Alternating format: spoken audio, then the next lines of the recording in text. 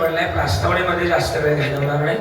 आज आपलं अकोले खुर्द गाव आणि अकोले गावातील आज आपली ही नाचू कीर्तनाच्या रंगी आणि ज्ञानदीप लावू सगी या संत नामदेवाच्या अभंगाप्रमाणे खरं तर मानून प्रशालेच्या माध्यमातून ज्ञानदीप विद्यार्थ्यांच्या मनामध्ये अध्यात्माची ओढ निर्माण करताना कीर्तनाच्या रंगात नाचवण्याकरता ज्ञान मंदिरा आणि गजर कीर्तनाचा या प्रशालेमध्ये हा गोड असा ज्ञान महोत्सव किंवा हा महोत्सव या ठिकाणी आयोजित होत असताना माढा तालुक्याचे भाग्य विद्यार्थी लोकप्रिय आमदार संस्थेचे आधार स्तंभ खरं तर माननीय श्री बबनदादा शिंदे यांच्या प्रेरणेतून त्याचप्रमाणे करमाळा तालुक्याचे लोकप्रिय आमदार व सोजरताई बहुउद्देशीय विकास मंडळ निमगाव यांच्या संस्थेचे सचिव व प्रशालेचे प्राचार्य खरं तर संस्थापक अध्यक्ष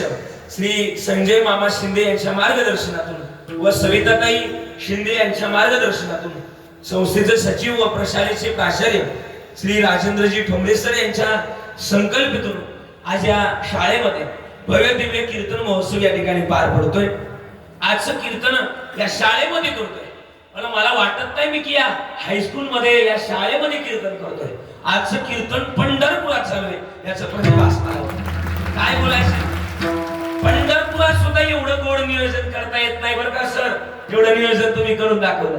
आज अख्ख्या महाराष्ट्रामध्ये मी फिरलो पण महाराष्ट्रातली पहिली शाळा आहे की गॅदरिंगचा कार्यक्रम कॅन्सल करून आपल्या विद्यार्थ्यांसमोर अध्यात्म मांडणारी महाराष्ट्रातली पहिली शाळा म्हणजे आपल्या अकोल्यातली शाळा.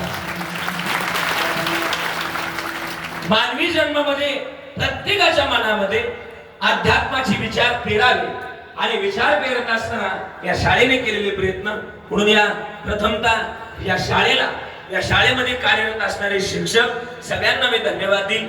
आदरणीय आमचे ठोंबरे सर असतील, प्राचार्य असतील, नवे या शाळेतील सगळे शिक्षक असतील, सगळ्यांनी मला आग्रह धरला महाराज यावं लागल आणि बोलावं लागल. या आग्रहानुसार मला सेवा करण्याचं सौभाग्य मिळालं. आदरणीय सगळीच महाराज मंडळी असतील गायना करता त्यामध्ये सगळ्यांचे विशेष आभार. किती गोड टाळ वाजवतात महाराष्ट्र फेटेवाले बाबा. तुम्हाला वाटतं गाडी टाकून घेऊन जावा एवढं सुंदर आहे. त्यांना सुद्धा धन्यवाद. ही सगळी महाराज मंडळी विनेकरी बाबा असतील आदरणीय सर बघ आपण सगळेच सगळ्यांच्या चरणाला स्पर्श करतोय. टिंबुर्णीकर आपण सगळे बरेच आला बरं का कीर्तन ऐकण्याकरता. आपल्याला सुद्धा धन्यवाद. हार्मोनियम वाजवण्याकरता आदरणीय आमचे सर असतील. गोड असा साऊंड आहे. बहुधा साऊंडवाल्यांना सांगावं लागतं की बाबा आवाज वाढव. ही बाबा विशेष अशी गंमत अशी की आवाज बरीच महाराज मंडळी आज व्यासपीठावर उपस्थित आहे. विशेष तत्वानं गुरुजन वर्ग जास्त उपस्थित आहे. पोरांनो आपल्या गुरुजींकरता एकदा जोरदार टाळी वाजवायची. आपण ज्यांच्या माध्यमातून आपल्याला अध्यात्माची ओढ लागली अशा गुरुजनांकरता त्यांचे आभार व्यक्त करतो. सगळ्यांचे आभार व्यक्त करत असताना आज हा गोड कीर्तन महोत्सव आपण आयोजित केला.